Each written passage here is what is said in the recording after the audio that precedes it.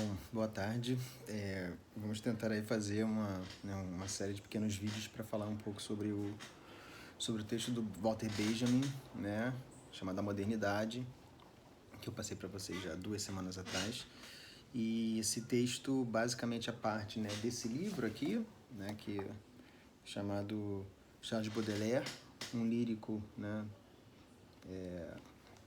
no auge do capitalismo. Tem outras traduções também, mas esse texto é parte de uma grande pesquisa que o Walter Benjamin fez ao longo de boa parte de sua vida. Né? Para os que não sabem, Walter Benjamin era um filósofo, ensaísta, né? Pesquisador alemão, que acaba que não consegue entrar na Universidade de Frankfurt, onde vários amigos seus trabalhavam, como Adorno, etc. E ele, por conta da Segunda Guerra Mundial, ele era judeu, e ele começa a ir para Paris e fazer uma extensa pesquisa sobre a vida material, né, de Paris no século XIX. O que seria essa vida material? Isso tem a ver um pouco com a ideia de história que o Benjamin trabalhava, uma ideia de que você conseguiria, através dos estudos das condições materiais concretas de uma sociedade, dar conta também da sua, digamos assim, dimensão sensível, da experiência, do sensorial, né, daquilo que ele chamava de magia, daquilo que ele pensava como sonho. Então, Benjamin é um pensador muito específico, porque ele trabalha ao mesmo tempo com as categorias marxistas. Ele é um marxista, ele trabalha com a questão dos modos de produção, das classes, da burguesia, do capital, do trabalho, né, da questão concreta da sociedade, material, né, como eu estou dizendo. Porém, ele traz junto a isso, por ser um amante da arte, por ser um amante do cinema, da literatura, da poesia e das cidades, ele traz junto a isso um olhar completamente diferente, porque, como eu acabei de falar, insere nessa discussão aspectos do mundo sensível, né? O Benjamin escreveu desde questões relacionadas aos sonhos, passando pelo uso de drogas, passando principalmente pela literatura, mas também pelo cinema, pela música, enfim, né? Um cara que estava interessado nesse tipo de leitura muito singular, digamos assim, daquele tempo.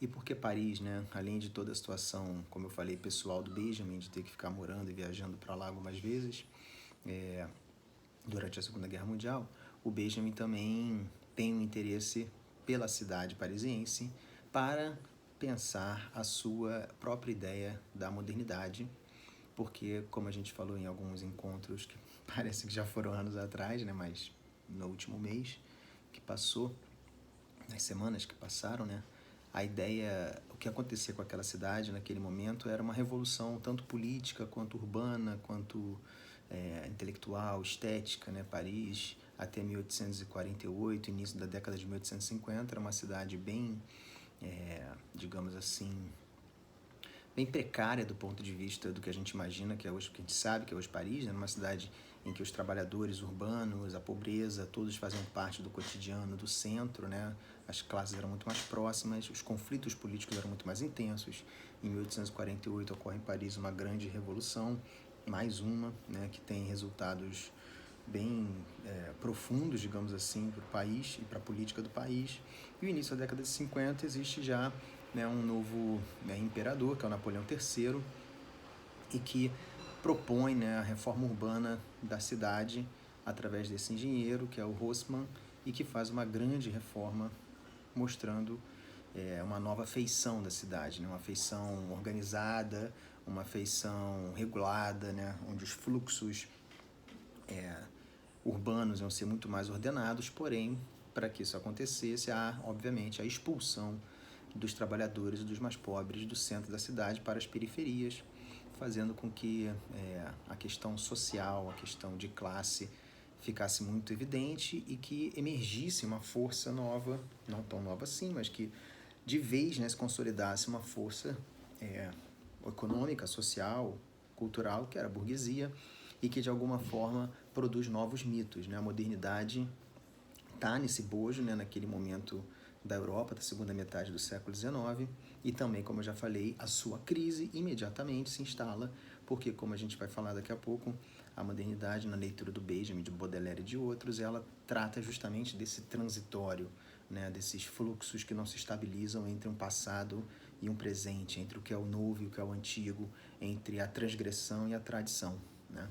A modernidade não é o estabelecimento de uma passagem simples do antigo para o novo, né? A modernidade ela é justamente a instalação ou instauração dessa situação de conflito entre temporalidades, experiências, classes, gostos, ideias, corpos, e muitas coisas relacionadas a isso.